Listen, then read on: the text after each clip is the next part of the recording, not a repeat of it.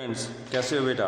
तो बेटा अब हम करेंगे verify Snell's law of refraction using Huygens principle. Right, आपने लॉज ऑफ रिफ्रैक्शन आपने सुना होगा, स्नेल्स लॉ आपने सुना है, साइन आई अपॉन साइन आर। तो वो उसको हमने प्रूव करना है by using Huygens principle. Right, clear. Huygens principle हमने यूज करना है, तो उसके लिए हमने पहले डायग्राम बनाना है। उस डायग्राम को आपने ध्यान से देखना है। राइट, दोनों मेथड हम यहां पर प्रूफ करेंगे। Clear, by using Huygens principle हमने स्नेल लॉ जो है वो प्रूफ करना है। Right, clear. अब इसको ध्यान से सुनना है आपने। हमारे पास क्या है, ये एक डेंसर मीडियम है। डायग्राम बेटा ध्यान से बनानी है, विदाउट डायग्राम कुछ नहीं होगा। ये हमारे पास डेंसर मीडियम है। राइट, कौन सा मीडियम है? That is denser medium. ध्यान से समझना इसको। इसके बाद रिफ्लेक्शन भी हम करेंगे, लॉज ऑफ रिफ्लेक्शन भी हम प्रूफ करेंगे। This is the denser medium. Right, clear. तो हमारे पास एक प्लेन वेव फ्रंट है। This is the plane wave front A B. मैं थोड़ा सा छोटा डायग्राम बना रहा हूं ये, क्योंकि छोटा डायग्राम जल्दी बन जाता है, अदरवाइज स्केल यूज करनी पड़ेगी। ये हमारे पास क्या है, एक प्लेन वेव फ्रंट है, ये A B. What is A B here? That is a plane wave front. Right, तो यहां से एक रे ऑफ लाइट आ रही है इस पॉइंट के ऊपर, एक यहां से आ रही है, ये रे ऑफ लाइट है। ये प्लेन वेव फ्रंट है, ये रे ऑफ लाइट है। अब ये हमारा मीडियम जो है दैट इज रेयरर मीडियम। कौन सा मीडियम है ये? Rarer medium. This is the rare medium, this is the denser medium. Okay, now हमारे पास जो रिफ्रैक्टिव इंडेक्स है डेंसर मीडियम का दैट इज N2। इसका रिफ्रैक्टिव इंडेक्स कितना है? N1। और हम यहां पर क्या लिखेंगे कि जो N1 है that is less than N2। मतलब N2 बड़ा है, रिफ्रैक्टिव इंडेक्स जो है वो यहां पर लिख देता हूं, N1 is less than N2। ये हमारे पास आ गया। Okay, clear. अब रे ऑफ लाइट जो है वो फॉल कर रही है। राइट, प्लेन वेव फ्रंट हमारे पास है। V1 V2 क्या है? Velocity of light in two media. Let V1 V2 be the velocity of light, velocity of light in the two medium.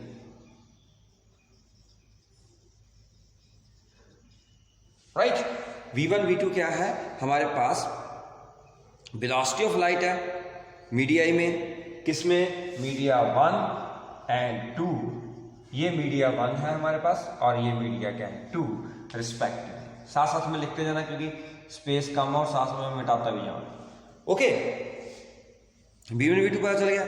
मैंने क्या बोला कि हमारे पास ये एक डेंसर मीडियम, मान लो ग्लास है, पानी है, कुछ भी है, मान लो ग्लास है।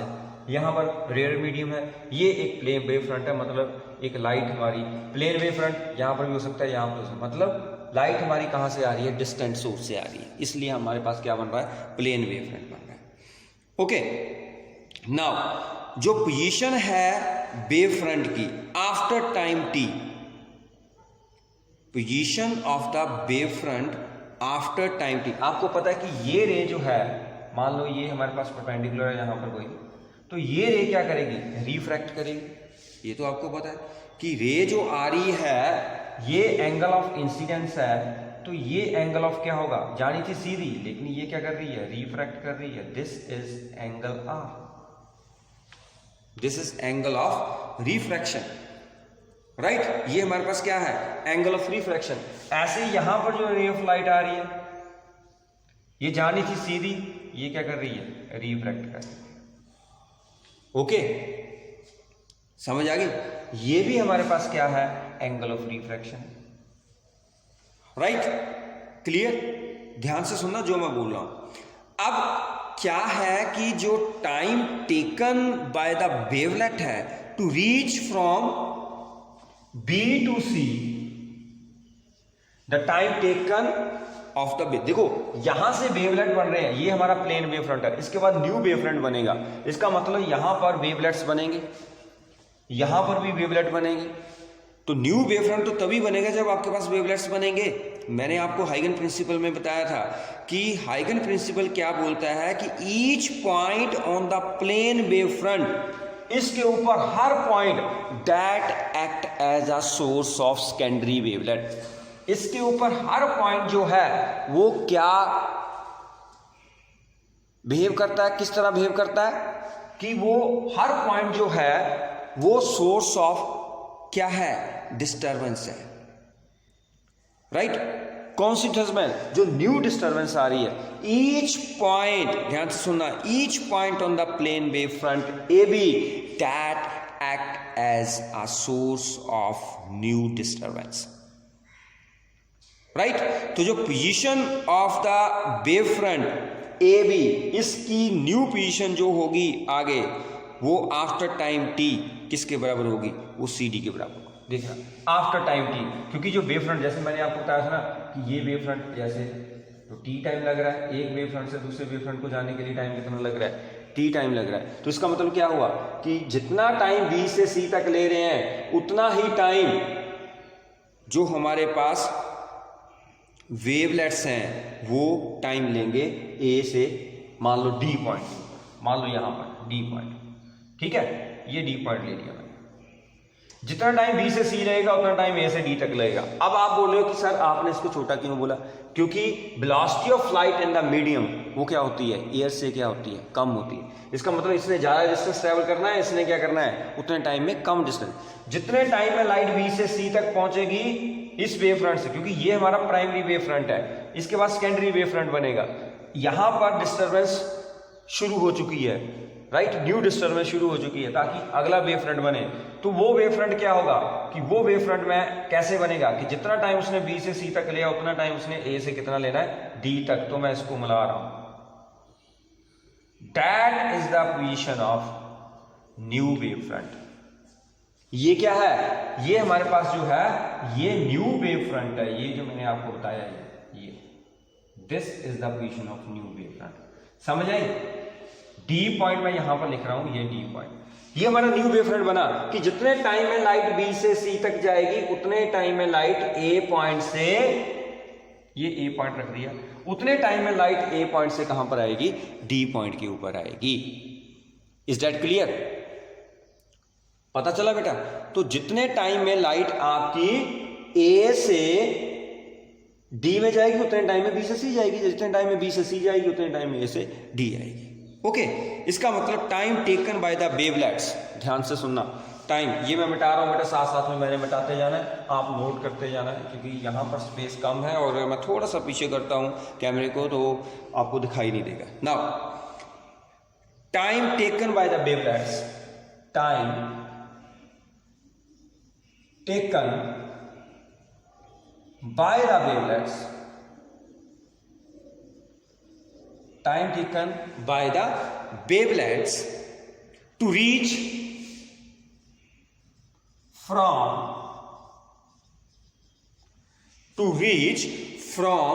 B to C and A to D, B to C and A to D। B से सी तक, ए से डी तक कितना टाइम लगेगा, आपने फार्मूला पढ़ा है, एस इक्वल वी टी पढ़ा है ना। तो टी का फार्मूला क्या होगा, कितना डिस्टेंस कवर किया इसने, B C, S equal V T होता है, तो यहां पर वेलोसिटी कितनी है, इसमें वेलोसिटी कितनी है, v1, राइट। तो टाइम तो सेम ही रहेगा, इसलिए मैं यहां पर क्या कर रहा हूं, एडी भी लिख रहा हूं, एडी अपॉन v2। तो टी जो है वो ऐसे VC upon V1 that is equal to AD upon V2, right, clear है। इसका मतलब जो CD है that is the true refracted wave front. Okay, clear. Now time taken by the secondary wavelet to go from P to R। अब देखो ये तो हमारे पास ऐसे था कि B से C तक जितना टाइम लिया उतना टाइम A से D तक, कोई भी वेव फ्रंट, सपोज करो मैं एक और ले रहा हूं, ये बात, this point is P, this point is Q, right. इसने भी रिफ्रैक्ट करना है, ये बन गया आर। ये भी रे जो है वो क्या कर रही है, रिफ्रैक्ट कर रही है। तो इस पॉइंट को मैं क्या लिख रहा हूं, ऐसे रिफ्रैक्ट करेगी, इसको मैं क्या लिख रहा हूं, आर। समझ आ रही है। ये भी रे ऑफ लाइट रिफ्रैक्ट करेगी, बट जितना टाइम बी से सी तक लगा उतना ही टाइम ए से डी तक लगेगा, उतना ही टाइम पी से आर तक लगेगा। इस बात को आपने याद रखना है, क्योंकि ये वेव फ्रंट, चाहे आप एक और यहां पर ले लो, यहां पर ए ले लो, यहां पर ए ले लो, तो इससे शुरू होके यहां तक जब वो आप रे को लोगे, जितना टाइम लोगे वो टाइम क्या होगा, सभी का सेम होगा। एक वेव फ्रंट से ए बी से सी डी पर जाने के लिए टाइम क्या होगा, सेम होगा। मैंने क्या बोला कि बी से सी तक जितना टाइम लगेगा उतना ही टाइम ए से डी तक लगेगा, उतना ही टाइम पी से आर तक लगेगा बाय पाथ क्यू, मतलब पी क्यू आर, पी से क्यू, क्यू से आर, टाइम उतना ही लगेगा जितना बीसी को लग रहा है। मेरी बात समझ आई? ये नोट कर लिया आपने, T is equal to B C upon V one, A D upon V two. Okay, चलो now time taken by the secondary wavelet, next line, time taken by the secondary wavelet to reach या to go from P to point R, to go from P to R via Q point। कितना time लगेगा? T is equal to P से Q तक distance, P Q distance है, ये air में था, rear medium में। Q R डिस्टेंस किस में था, दैट इज डेंसर मीडियम, इसलिए मैंने V2 लिया। समझ आ रही है? क्योंकि P से Q तक तो वो रियर मीडियम में था, तो मैंने डिस्टेंस तो P, क्योंकि S इक्वल VT होता है, तो वेलोसिटी यहां पर कितनी है, V1। लेकिन जब डेंसर मीडियम में चला गया, क्योंकि ये इसके बाद ये इंटरफेस है हमारा, इसके बाद हमारे पास क्या है, एक्स वाई लिख देते हैं इसको, इंटरफेस को। इंटरफेस के बाद डेंसर मीडियम स्टार्ट हो रहा है, तो क्यू आर डिस्टेंस जो है उसने डेंसर मीडियम में किया, से मैंने वेलोसिटी V2 ले ली। इतनी बात क्लियर हुई, पता चला? अब दिस एंगल इज, ये angle, this is angle of incidence. ध्यान से सुनना, अगर ये एंगल ऑफ इंसिडेंस है तो mathematically we can prove that ये एंगल जो है, this is also angle of incidence. ध्यान से सुनना, ये बात बहुत इंपॉर्टेंट है कि हमारे पास अगर ये एंगल ऑफ इंसिडेंस है, ये परपेंडिकुलर है, ये रे ऑफ लाइट जा रही है, तो ये वेव फ्रंट जो है वो इसके साथ जो एंगल बना रहा है वो क्या बना रहा है, एंगल ऑफ इंसिडेंस। क्यों? क्योंकि ये परपेंडिकुलर है, ये जो एंगल होता है ये परपेंडिकुलर होता है, ये भी एंगल क्या होता है, ये एंगल, क्योंकि वेव फ्रंट के ऊपर कोई भी रे जाएगी वो परपेंडिकुलर ही उसके ऊपर फॉल करेगी। तो प्लेन वेव फ्रंट है तो परपेंडिकुलर फॉल करेगी। तो हमारे पास क्या है, ये जो एंगल है इतना, दैट इज परपेंडिकुलर, ये परपेंडिकुलर। Okay, clear? सिमिलरली आप इधर देखो कि अगर आपका ये एंगल ऑफ रिफ्रैक्शन है तो ये भी क्या है, that is also angle of refraction. समझ आई? अगर ये एंगल ऑफ रिफ्रैक्शन है तो ये भी मैथमेटिकली हम इसको प्रूव कर सकते हैं कि ये भी क्या है, एंगल ऑफ रिफ्रैक्शन है। Okay, clear? चलें आगे, आप इसको प्रूव कर सकते। मैंने आपको बता दिया कि हमारे पास जो एंगल है, अगर ये देखो, ये हमारे पास क्या है, परपेंडिकुलर, इसके साथ ये रे एंगल आर बना रही है, तो इसका मतलब क्या हुआ कि जब आप इसको रे को ऐसे करोगे ये उतना ही ऊपर जाएगा तो बराबर हो जाएगा। फिर इसमें और इसमें एंगल कितना होता है, 90 डिग्री होता है। जो वेव फ्रंट से लाइट निकल रही है, जो रे निकल रही है, उसका उस वेव फ्रंट से साथ एंगल क्या होता है, 90 डिग्री होता है। इसका मतलब ये एंगल जो है 90 डिग्री, इतना आ रहा तो ये भी क्या होगा, क्योंकि ये और ये आपस में परपेंडिकुलर। देखो ये एंगल और ये एंगल, ये वाला ये 90 डिग्री है, ये और ये भी 90 डिग्री है, तो ये अगर आ रहा है तो ये भी क्या होगा, सिंपल सी बात। सेम थिंग आप ऐसे कर सकते हो। ओके, नाउ अब आपने ध्यान से सुनना है, हमने ट्राइंगल लेनी है पी ए क्यू। ये यहां पर कहां तक दिखाई दे रहा है आपको, ये मिटा दो, ये भी मिटा दो ऊपर वाला। अच्छा,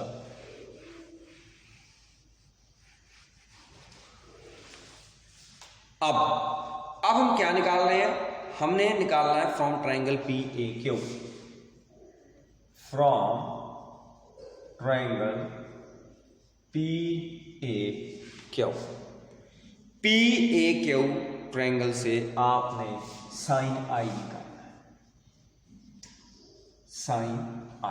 साइन आई बेटा किसके बराबर होता है? What is sine I? Sine I क्या होता है पता है? परपेंडिकुलर अपॉन, हाँ जी, हाइपोटेन्यूज। ठीक है, हमारे पास देखो ये एंगल है तो एंगल के सामने वाला क्या होगा? परपेंडिकुलर होगा। एंगल ऑफ इंसिडेंस हम साइन आई फाइंड कर रहे हैं तो आई के सामने वाला क्या होगा? परपेंडिकुलर। इसका मतलब ये पी क्यू आपके पास क्या है? परपेंडिकुलर है। परपेंडिकुलर अपॉन हाइपोटेन्यूज, हाइपोटेन्यूज क्या है? A Q. So you can write here A Q.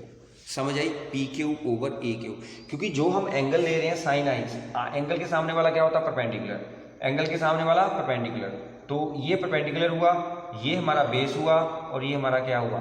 Hypotenuse. ठीक है, तो यहां पर ए क्यू हाइपोटेन्यूज है, पी क्यू हमारे पास परपेंडिकुलर है, ए पी क्या है? That is base. राइट। इसके बाद from triangle Q C R, from triangle Q C R, okay. Q C R triangle में आपने अब क्या देखना है? From triangle Q C R, इसमें साइन आर निकालना, right? Sine r, sine are किसके बराबर होगा? इसमें देखो, ध्यान से देखना, इसके सामने वाला क्या होगा? परपेंडिकुलर। इसका मतलब क्यू आर परपेंडिकुलर है, क्यू आर परपेंडिकुलर ही हुआ, इसके सामने वाला परपेंडिकुलर। अगर ये परपेंडिकुलर है तो इसमें क्यू सी हमारे पास क्या होगा? क्यू सी क्या हुआ? परपेंडिकुलर अपॉन हाइपोटेन्यूज होगा, तो क्यू सी हमारे पास क्या हुआ? हाइपोटेन्यूज। ये परपेंडिकुलर, ये बेस और ये क्या है? हाइपोटेन्यूज, तो Q R upon Q C. इसमें आपने जो हमारे पास बायो वाले स्टूडेंट हैं उनको थोड़ी सी प्रॉब्लम है बेटा, ध्यान से देखना। मैं आपको यहां पर बता रहा हूं, यहां पर दिखाई दे रहा है, ये होता है ऐसे। अगर मैं ये एंगल ले रहा हूं ना तो इस एंगल के सामने जो है वो परपेंडिकुलर ही होगा। ठीक है, तो ये एंगल है, ये परपेंडिकुलर, तो ये बेस होगा और ये क्या होगा? हाइपोटेन्यूज। सिंपल सी बात। सेम थिंग हमने यहां पर किया। ये सामने वाला क्या है? क्योंकि ये इसके ऊपर परपेंडिकुलर गिर रहा है। आप बोलोगे कि सर आपने इसको परपेंडिकुलर क्यों नहीं किया? ये इस वेव फ्रंट के ऊपर रे आ रही है, वेव फ्रंट के ऊपर, प्लेन वेव फ्रंट के ऊपर जब रे फॉल करती है तो वो एंगल क्या बनाती है? 90 डिग्री। तो इसका मतलब ये एंगल 90 डिग्री होगा। ये एंगल 90 डिग्री है इसके सामने, तो इसका मतलब ये बेस होगा और ये क्या होगा? परपेंडिकुलर, और ये क्या होगा? हाइपोटेन्यूज। तो साइन आई साइन आर हमारे पास निकल गया। ओके, तो जब आपके पास साइन आई साइन आर निकल गया तो पी क्यू की वैल्यू निकल जाएगी। यहां से पी क्यू कितना आ गया? A Q sine I. Put कर दो यहां पे। So you can write here T is equal to A Q sine I. P Q किसके बराबर हुआ? ए क्यू, देखो पी क्यू किसके बराबर हुआ? A Q sine I over V1 plus Q R Q C sine R. Q R किसके बराबर हुआ? Q C sine R over, यहां पर क्या है? V2। ये तो समझ आ गई। यहां से आप निकाल सकते हो यार, क्यू आर निकाल सकते हो। क्यू आर किसके बराबर हुआ? Q C sine r. P Q किसके बराबर हुआ? A Q sine r. ये पता चल गया? क्लियर? यहां तक क्लियर हो गया? ये V2 है बेटा, ये है V2, दिखाई दे रहा है ना? This is V1, this is V2। Okay, चले आगे। अब हमारा आर्टिकल तो हो ही गया, बस थोड़ा सा काम रह गया। बाकी हमारा आर्टिकल नोट कर लिया आपने, स्क्रीनशॉट ले लिया। हाँ, डायग्राम के बिना हम कुछ नहीं कर सकते, इसलिए स्पेस यहां पर कम है। ठीक है, और डायग्राम मैंने बिल्कुल पास में रखा हुआ है ताकि आपको हर चीज जो है वो क्लियर दिखाई दे, तो इसलिए स्पेस कम हो गई है। अब सारी वैल्यूज आपने पुट कर दी। अब देखो हमारे पास जो ए क्यू है और क्यू सी है, क्यू सी को हम ए सी माइनस ए क्यू लिख सकते हैं। ध्यान से देखो, जो हमारे पास क्यू सी है, ए सी में से ए क्यू निकाल दो तो क्यू सी बन जाएगा।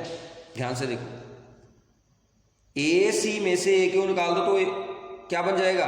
क्यू सी बन जाएगा। मैं यहां से डिस्टेंस लेना चाहता हूं सारे, तो मैंने यहां पर क्या लिखा? T as equal to A Q sine i, A Q sine I over V1 plus Q C. Q C को हम क्या लिखेंगे? A C minus A Q, A C minus A Q over V2, आगे क्या होगा sine r, A C minus A Q over sine r. दिखाई दे रहा है? थोड़ा सा नीचे लिख दो, यहां तक तो दिखाई दे रहा है ना, ए क्यू साइन आई, ये भी नहीं दिखाई दे रहा, लो थोड़ा सा नीचे और लिख दो। So T is equal to A Q sine I over V1 plus Q C को मैंने क्या लिखा, A C minus A Q, A C minus A Q over V2 that is sine R. समझ आ गई? क्लियर है बेटा? चले आगे। अब टी किसके बराबर आएगा, ए क्यू वाली टर्म अलग कर लो, ए क्यू यहां पर आ गया, साइन आई ओवर V1, इधर ए क्यू बाहर आ गया, इसमें से भी ए क्यू बाहर ले लिया आपने, तो क्या रह गया साइन आर अपॉन V2 बचा गया, क्योंकि मैं ए क्यू वाली टर्म इकट्ठी कर ली। ठीक है, आप इसको एक दो स्टेप में कर सकते हो, मैंने सीधा ही निकाल लिया यहां से, तो क्या बन गया यहां पर ए सी साइन आर ओवर क्या रह गया V2 रह गया, ये बचा। देखो यही बचा ना, ए सी साइन आर अपॉन V2। ठीक है, ये ए सी साइन आर अपॉन V2, यही बचा हमारे पास, राइट। अब जो बात मैं अभी आपको बता रहा हूं उसको ध्यान से सुनना है। जो ए क्यू है, क्योंकि T is independent of position of point Q, चाहे आप ये रे लेते, चाहे आप ये रे ले लेते, चाहे आप ये रे लेते, तो जो क्यू पॉइंट है वो इधर को शिफ्ट कर रहा है कि नहीं, क्योंकि मैंने ये पॉइंट क्यू लिया था। अगर मैं ये रे लेता तो क्यू पॉइंट यहां पर आ जाना था, अगर मैं ये रे लेता तो यहां पर क्या आना था क्यू पॉइंट, अगर मैं ये लेता तो क्यू पॉइंट यहां पर आता, ये लेता क्यू पॉइंट यहां पर आता। इसका मतलब क्यू वेरी कर रहा है, तो क्यू के वेरी करने से, क्यू वेरी कर रहा है मतलब ए क्यू डिस्टेंस आपका क्या कर रहा है, वेरी कर रहा है। कभी ए क्यू छोटा हो रहा है, कभी ए क्यू बड़ा हो रहा है, कभी और छोटा हो रहा है, कभी और बड़ा हो रहा है, मतलब ए से क्यू का डिस्टेंस कम भी हो सकता है, ज्यादा भी हो सकता है, बट टाइम के ऊपर ए क्यू डिपेंड नहीं है, क्योंकि क्यू तो कहीं भी हो सकता है। हम तो ये देखना है कि एक वेव फ्रंट से दूसरे वेव फ्रंट पर जाओगे तो टाइम आपका सेम लगेगा।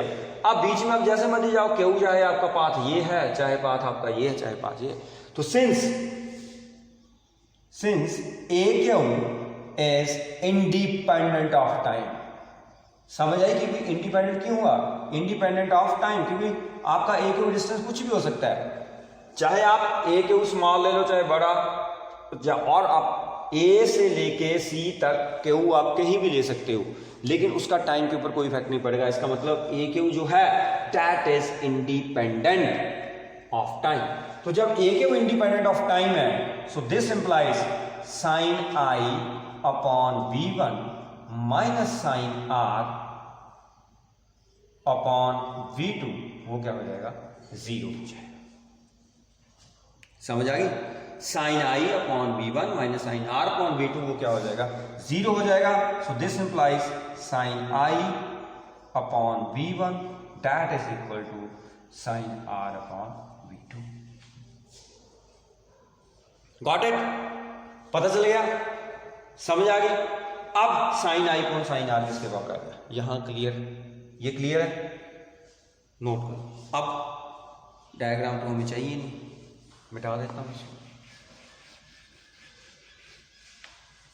अब क्या होगा हमारे पास, sine I upon sine are that is equal to V1 upon V2। Sine I upon sine are किसके बराबर हो गया, B1 ओवर B2 के बराबर। Okay, clear? And multiplying dividing both sides, या right hand side by C, आप right hand side से C के साथ इसको मल्टीप्लाई कर दो, मतलब C से ऊपर C से नीचे, तो क्या बन गया है, साइन आई अपॉन साइन आर। इसको मैं कैसे लिख सकता हूँ, ध्यान से देखना, अगर किसी को प्रॉब्लम हो तो मुझे बता देना। मैं इसको ऐसे लिख सकता हूँ, C upon V2 divided by C upon V1। देखो लिख सकता हूँ, सी सी तो कैंसिल हो जाएंगे, फिर आपके पास क्या आ जाएगा, V1 अपॉन V2 आ जाएगा।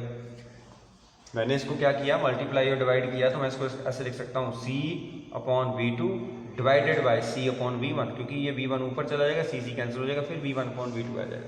लेकिन सी अपॉन V2 क्या होता है, क्या होता है, ratio of speed of light in air to the speed of light in medium, that is refractive index. So sine I upon sine are, that is equal to, that is N2, और ये क्या बन गया, N1। So this is Snell's law. कौन सा law है ये, Snell's law है। तो देखो हमने क्या किया, हम हाइगन प्रिंसिपल से हमने स्नेल लॉ को प्रूफ कर दिया। This is Snell's law of refraction, hence proved. Okay, तो sine I upon sine are किसके बराबर बन गया, refractive index of medium 2 with respect to 1। Got it, clear है बेटा, समझ आ गई? ओके देन, जिसको ये समझ आ गई है वो मुझे बता दो, जिसको नहीं समझ आई है वो मत बताओ, सीधी सी बात, ठीक है। चलें आगे, चलें आगे। नाउ इसी के बाद है derivation of laws of reflection from हाइगन प्रिंसिपल। सेम यही होगा, सारा कुछ यही है, डायग्राम थोड़ा सा अलग है, बट जहां पर आपने V1 V2 लिखा वहां पर V1 ही आएगा सारी जगह, बाकी सेम वही है। समझ आ गई?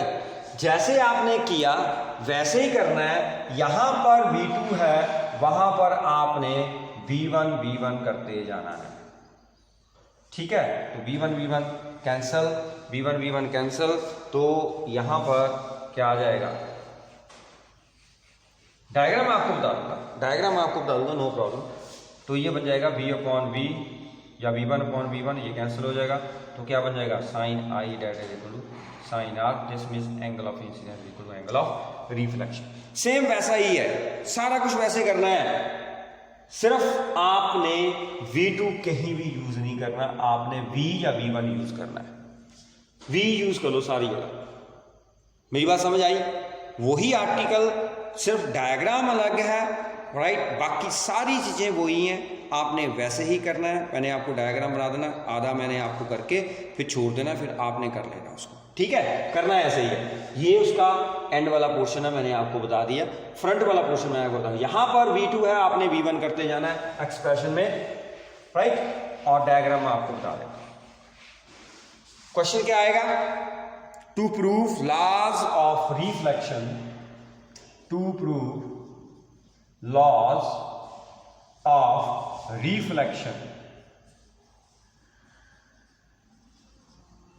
on the basis of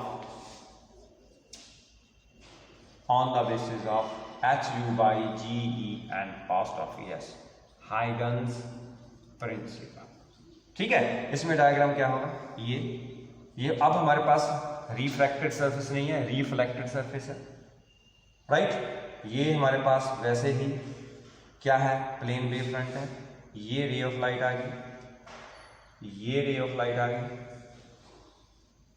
ठीक है। ये हमारे पास प्लेन वेव फ्रंट कौन सा था, ए बी, यहां से आपने परपेंडिकुलर ड्रा किया, this is angle of incidence, ये हमारे पास,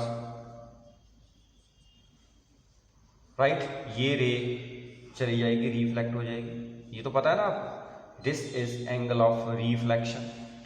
अब रे ऐसे जाएगी, ये भी रे जो है ये ऐसे जाएगी, एक रे ऐसे आई रिफ्लेक्ट कर गई, एक ये आई ये भी रिफ्लेक्ट कर गई। ये ए पॉइंट था, और यहां पर हमने कौन सा पॉइंट लिया था, इस पॉइंट को हमने क्या लिया था, सी, ओके। जितने टाइम में लाइट बी से सी जाएगी, उतने ही टाइम में आपने जितना BC है ना बेटा, जितना BC है उतनी आर्क लेके यहां पर, जितना डिस्टेंस BC है उतना ही ए से लेके आपने एक आर्क खींच लेनी, ठीक है। फिर उसको इसके साथ मिला देना, ये आपका वेव फ्रंट बन गया। कौन सा वेव फ्रंट बन गया है, वही CD। मेरी बात समझ आई? जितना BC डिस्टेंस है BC डिस्टेंस है उतना ही आपने क्या किया, AD डिस्टेंस लिया और जहां पर ये आर्क कटी है उसको इसके साथ मिला दिया। This is your secondary wave front. ये plane wave front primary wave front था, ये सेकेंडरी वेव फ्रंट है। जितने टाइम में लाइट B से C तक पहुंचेगी उतने टाइम में लाइट A से D तक पहुंचेगी, मतलब रिफ्लेक्शन का wave front, reflected wave front है। समझ आ गई? इसको थोड़ा सा मैं हाईलाइट कर देता हूं। ये वेव फ्रंट आपका, ये वाला, ये भी आपका वेव फ्रंट है, इसको भी मैं हाईलाइट कर रहा हूं, ये वाला। Okay, clear? तो अब अगर ये एंगल ऑफ इंसिडेंस है, अगर ये एंगल ऑफ इंसिडेंस है तो हमारे पास, अब ध्यान से देखना, ये हमारे पास एक रे और ले ली हमने, कहां से, P पॉइंट से, ये Q है और ये भी जाएगी रिफ्लेक्ट होगी R। बन गया वही बात, P Q R। तो फिर हम बोलेंगे कि A Q is independent of time, वैसा ही चलेगा, सारा कुछ वैसा ही चलेगा। इसमें जो एंगल आपका बनेगा, एंगल ऑफ इंसिडेंस ये बनेगा ऐसे, this is angle of incidence. इसमें आपके पास ये जो एंगल है ये वाला, that is angle of refraction. अगर ये R है तो ये भी क्या होगा, इतना, ये देख लो यहां से, ये भी क्या होगा, R। तो यहां से आपने वैसे ही सारा कुछ निकाल लेना है जैसे आपने पहले निकाला। सेम थिंग साइन आई अपॉन साइन आर। आपके पास यहां पर T कितना आएगा, मैं यहां पर लिख रहा हूं। पहले हमने क्या बोला कि हमारे पास जो टाइम है A से D तक, B से C तक, वो सेम ही लगेगा। T is equal to AD upon V, that is equal to, और क्या है, BC अपॉन V। टाइम तो सेम ही रहेगा, तो V भी अगर कैंसिल हो गया तो AD किसके बराबर है, BC के बराबर। इसलिए मैंने क्या किया, जितना BC है उतना AD किया, क्योंकि मैंने टाइम देखा। टाइम क्या होता है, S अपॉन V। तो AD कितना है, ये AD है हमारे पास, AD अपॉन V या BC अपॉन V, मतलब टाइम उतना ही लगेगा। हमने टाइम के लिए, टाइम तो हमारे पास AD इक्वल BC आ गया, तो इसका मतलब जितना BC है उतना ही हमने AD आर्क लेके वहां पर वेव फ्रंट बना दिया। ओके, अब अगर हम ये ले लेते हैं P से Q, Q से R, तो इसको टाइम कितना लगेगा, इसको टाइम कितना लगेगा, इसको ध्यान से देखना। T that is equal to PQ upon V1 ले रहे थे हम, चलो हमने इसमें V1 लिखा, प्लस QR अपॉन V1, यही बना, PQ upon V1 plus QR upon V1। फिर आप साइन आई निकालो, साइन R निकालो, वहां से PQ QR की वैल्यू आपको मिल जाएगी। सेम वैसे ही पुट कर दो PQ QR की वैल्यू। आफ्टर दैट आपने बोलना है कि AQ is independent of time, फिर आपके पास वही चीज आ जाएगी जो मैंने आपको पहले बताया।